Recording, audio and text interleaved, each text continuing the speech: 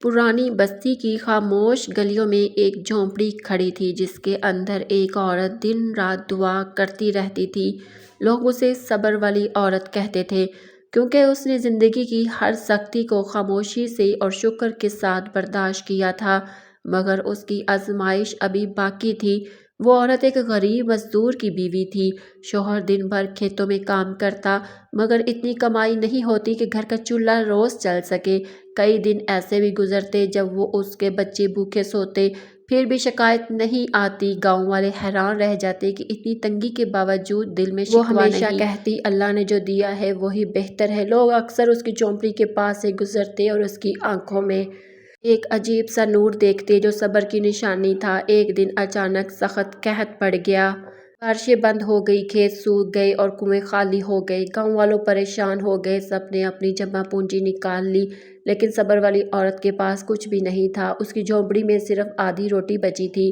رات کو بچوں نے روٹی مانگی، عورت نے وہ آدھی روٹی 3 ٹکڑوں میں بانٹی، خود بھوکی رہی اور بچوں کو کھلا دیا۔ وہ خاموشی سے اپنی آنکھوں کے آنسو چھپاتی رہی تاکہ بچے نہ سمجھے کہ ماں بھوکی ہے۔ یہی اس کا صبر تھا۔ عورت نے مایوسی سے کہا کہ شاید اب بھوک ہمیں مار ڈالے گی، مگر عورت نے نرمی سے کہا اللہ پر بھروسہ رکھو، وہ ضرور کوئی راستہ نکالے گا۔ شوہر خاموش ہو گیا۔ عورت کے الفاظ میں ایسا سکون تھا کہ دل مطمئن ہو گیا۔ گاؤں میں افواہیں پھیلنے لگی کہ کچھ قافلے شہر سے آ رہے ہیں، شاید کھانے کا سامان لائیں۔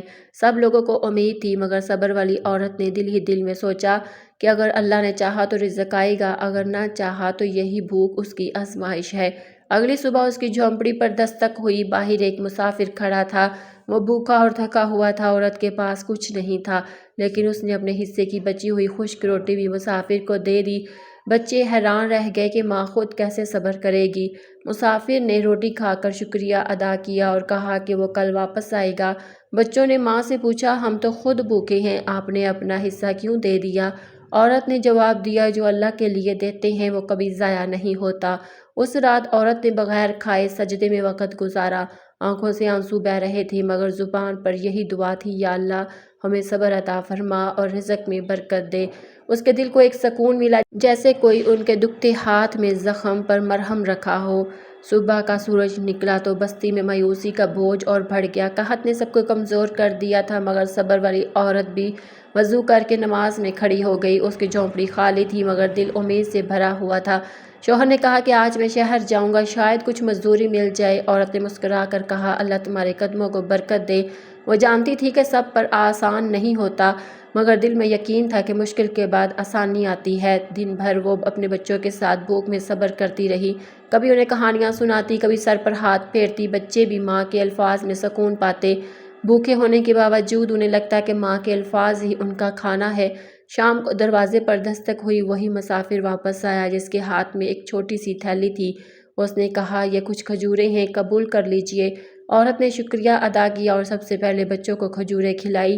جب بچوں کے چہرے خوشی سے دہکنے لگے تو عورت کی آنکھیں بھیگ گئی۔ اس نے اپنے حصے کی کھجور دوبارہ مسافر کو دے دی۔ مسافر نے حیران ہو کر کہا آپ خود کیوں نہیں کھاتی؟ عورت نے بس کہا میرا دل بھر گیا ہے، اللہ میرا رزق دے گا۔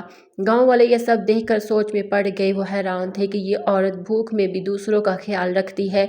کئی لوگ اندر سے شرمندہ ہوئے کیونکہ ان کے پاس کچھ تھا مگر دینے کے لیے تیار نہ تھے۔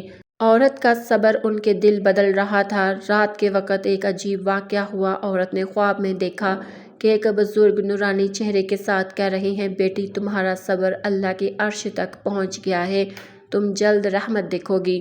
یہ خواب اس کے دل میں نئی ہمت لے آیا۔ اگلے دن شوہر خالی ہاتھ واپس آیا مگر اس کے چہرے پر افسردگی نہ تھی۔ عورت نے اسے تسلی دی مایوس نہ ہو، اللہ کے خزانے بے حد ہیں۔ اس کے الفاظ ایسے لگے جیسے اندھیرے میں چراغ جل گیا ہو۔ شوہر بھی پھر مطمئن ہو گیا۔ اسی دوران بستی میں خبر پھیل گئی کہ ایک قافلہ شہر سے آیا ہے، وہ غریبوں کو اناج بانٹ رہا ہے۔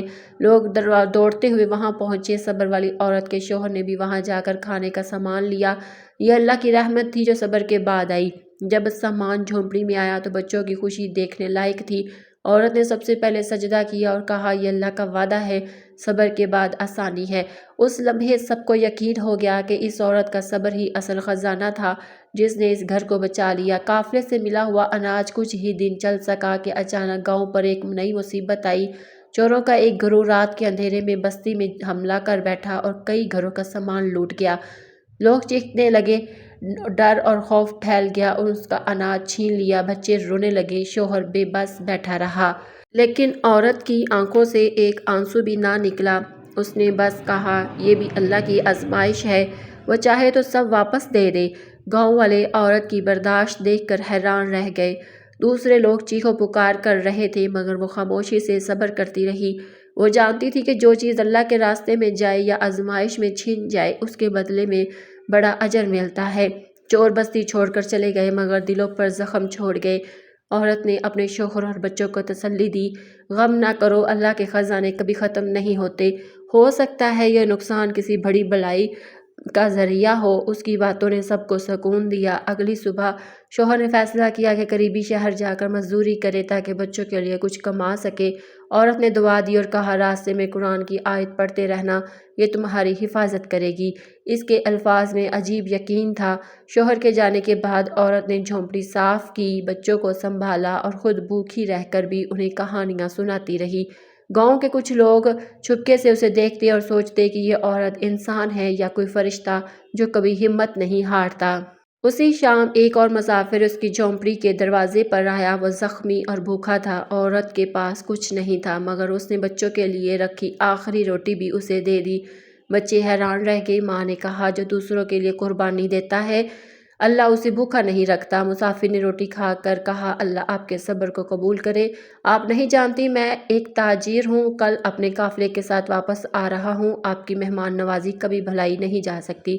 یہ سن کر عورت کے دل میں امید کی ایک نئی روشنی جاگ اٹھی۔ رات کو عورت نے دعا میں ہاتھ اٹھائے، آنکھوں سے آنسو بہہ رہے تھے مگر دل میں عجیب سکون تھا۔ اس نے کہا، یا اللہ، یہ تنگی بھی تیری طرف سے ہے اور آسانی بھی تجھ سے ہے۔ مجھے ثابت قدم رکھ اور میرے بچوں کو محفوظ رکھ۔ صبح گاؤں میں ایک بڑا قافلہ داخل ہوا، اونٹوں پر سامان لدا ہوا تھا۔ تاجر مسکراتے ہوئے بولا، یہ قافلہ تمہاری بستی کے لیے ہے اور خاص طور پر تمہارے گھر کے لیے۔ سب حیران رہ گئے کہ جس عورت نے سب کچھ کھو دیا تھا اللہ نے اسے سب سے زیادہ نوازا۔ قافلہ بستی میں داخل ہوا تو لوگ خوشی سے جھوم اٹھے۔ ہر گھرانے کو اناج، کپڑے اور ضرورت کا سامان ملا۔ لیکن جب صبر والی عورت کی جھونپڑی کی باری آئی تو تاجر نے ایک خاص صندوق بھیجا جس میں سونے کے سکے اور قیمتی کپڑے رکھے تھے۔ بستی کے لوگ حیران رہ گئے۔ کسی نے کہا، یہ عورت تو سب سے غریب تھی، یہ سب اس کے لیے کیوں؟ تاجر نے جواب دیا، اس عورت نے بھوک میں بھی دوسروں کو دیا۔ اللہ نے میرے دل میں ڈالا کہ اس کا حق زیادہ ہے۔ سب کے دل پگھل گئے، بچے خوشی سے چیخنے لگے، شوہر کی آنکھوں میں آنسو آ گئے مگر عورت خاموش رہی۔ اس نے صندوق کو دیکھ کر بس کہا، یہ سب اللہ کی امانت ہے، ہم اس کے مالک نہیں۔ اس کی زبان سے شکر کے الفاظ ہی نکلے، نہ غرور تھا نہ فخر۔ اب گاؤں کے بڑے لوگ جو پہلے خود غرض اور دنیا پرست تھے اس عورت کے پاس آنے لگے اور کہنے لگے، ہمیں بھی صبر اور شکر کا سبق سکھاؤ کیونکہ تمہارا حال دیکھ کر ہماری آنکھیں کھل گئی ہیں۔ عورت مسکرا کر کہتی، یہ سبق کتابوں سے نہیں آزمائشوں سے ملتا ہے۔ دن گزرتے گئے، عورت کے پاس دولت آ گئی لیکن اس کی زندگی نہیں بدلی۔ وہ اب بھی دوسروں کو کھلاتی، یتیموں کا سہارا بنتی اور اپنی جھونپڑی سب کے لیے پناہ گاہ بنا دیتی۔ بستی کے لوگ اسے اللہ کی بندی کہنے لگے کیونکہ وہ ہر چیز اللہ کے لیے کرتی تھی۔ ایک دن اچانک خبر آئی کہ وہی چور بستی کو لوٹ گئے تھے، دوبارہ قریب آ رہے ہیں۔ لوگ خوف زدہ ہو گئے۔ سب نے عورت سے دعا کی درخواست کی۔ وہ وضو کر کے سجدے میں گئی اور کہا، یا اللہ اس بستی کو بچا لے، اس کے دل بدل دے۔ عجیب معجزہ ہوا۔ چور جب بستی میں داخل ہوئے تو عورت کے گھر کے سامنے رک گئے۔ ان کے سردار نے کہا، یہ وہی عورت ہے جس نے بھوک میں بھی مسافروں کو کھلایا۔ ہمیں اپنے گناہ یاد آ گئے ہیں، ہم توبہ کرتے ہیں اور آپ کے قدموں میں لوٹا ہوا سامان رکھ دیتے ہیں۔ بستی کے لوگ حیران تھے، چوروں کے دل بدل گئے اور وہ نیک بن گئے۔ سب نے کہا، یہ عورت واقعی اللہ کی ولی ہے جس کے صبر نے سب کے دلوں کو بدل دیا ہے۔ لیکن عورت نے کہا، میں کچھ نہیں، یہ سب اللہ کی طاقت اور اس کا فضل ہے۔ کہانی کا سب سے بڑا موڑ اس وقت آیا جب تاجر نے اعلان کیا کہ وہ مسافر جسے عورت نے بھوک میں روٹی دی تھی دراصل خلیفہ کے دربار سے بھیجا گیا خفیہ جاسوس تھا۔ وہ عورت کے صبر کی آزمائش لینے آیا تھا۔ یہ سن کر سب کی آنکھیں اشکبار ہو گئی۔ یوں بستی والوں کو سمجھ آیا کہ اصل دولت سونا یا اناج نہیں بلکہ صبر اور شکر ہے۔ عورت کی آزمائش نے پورے گاؤں کو بدل دیا۔